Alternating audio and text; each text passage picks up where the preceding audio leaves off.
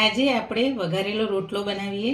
નમકીન જેવો આપણે કોરો રોટલો વઘારવાનો છે, છાશવાળો નથી, ચવાણા જેવો વઘારવાનો છે.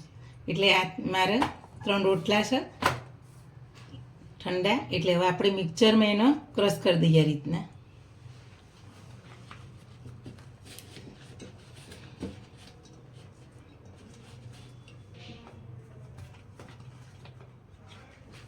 થોડો થોડો લઈ આ રીતના આપણે થોડો હાથથી મસરીને ભાગી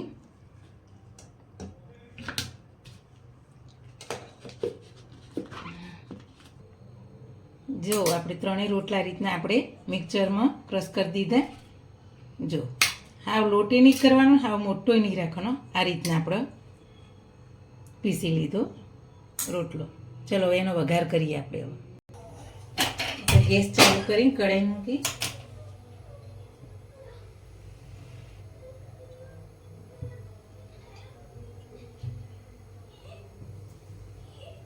આપણે તેલ થોડું ચડિયાતું રાખવાનું છે. 2 ચમચા જેટલું લીધું મેં તેલ.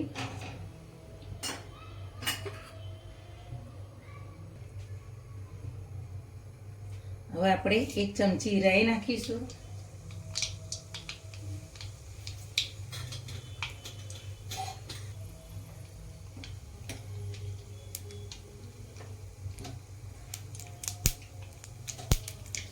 અડધી ચમચી જીરું નાખીશું.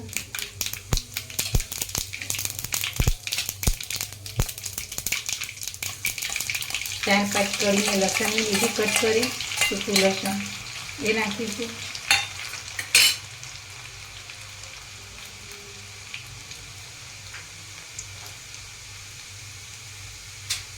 અડધી નાની ચમચી હિંગ નાખીશું. 1 કટ કરેલું લીલું મરચું નાખીશું.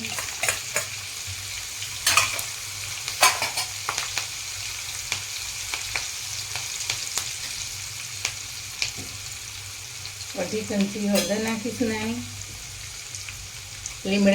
મીઠા લીમડાના પાન નાખીશું 6-8.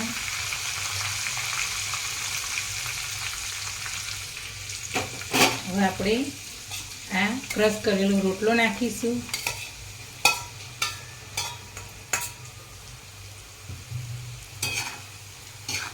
આ રીતના મિક્સ કરી દઈશું બધું.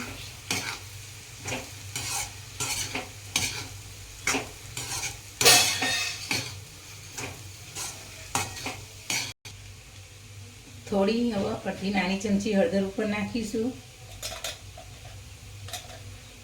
1 ચમચી જેટલું ધાણા જીરું પાવડર નાખીશું.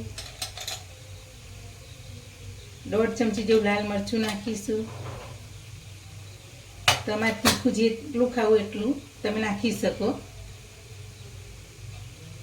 મીઠું સ્વાદ અનુસાર આપણે નાખવાનું. આપણે રોટલામાં ખારવણીમાં નાખેલું હોય એટલે માપનું જ નાખવાનું.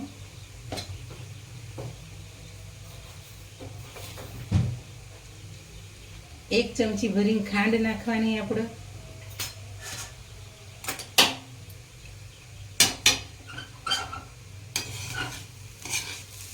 આપણે બધા મસાલા રોટલા સાથે મિક્સ કરી દઈએ. આ રોટલો ખાવામાં મસ્ત ચટપટો તૈયાર થાય છે.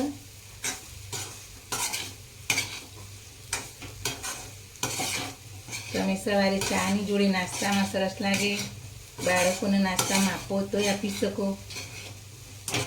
અને 2 દિવસ સુધી તમે રાખી શકો આ રોટલાને વઘારીને.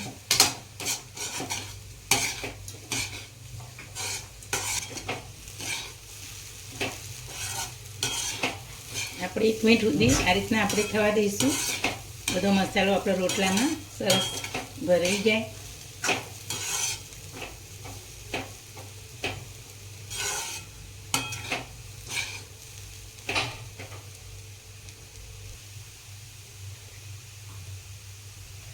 હવે આપણે 1 ચમચી જેટલું લીંબુનો રસ નાખીશું. ઉપરથી કોથમીર નાખીશું. ગેસ બંધ કરી દઈશું.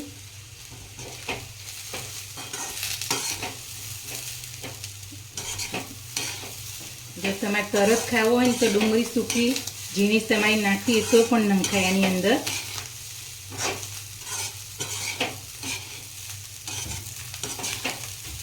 જો આપણો રોટલો હવે તૈયાર થઈ ગયો વઘારેલો. સરસ ચવાણા જેવું મીઠું ચવાણું ખાતા એવું સરસ સ્વાદમાં લાગે છે.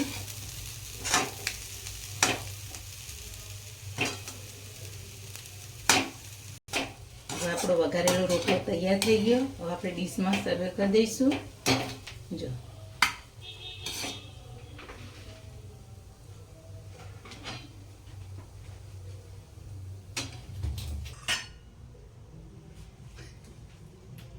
હવે આપણો વઘારેલો રોટલો તૈયાર થઈ ગયો, સ્વાદમાં સરસ નમકીન જેવો. મારી આ ડીશ ગમી હોય તો મારી અવારનવાર નવી નવી વાનગી જોવા માટે મારી ચેનલને શેર કરજો, લાઈક કરજો, સબસ્ક્રાઈબ કરજો.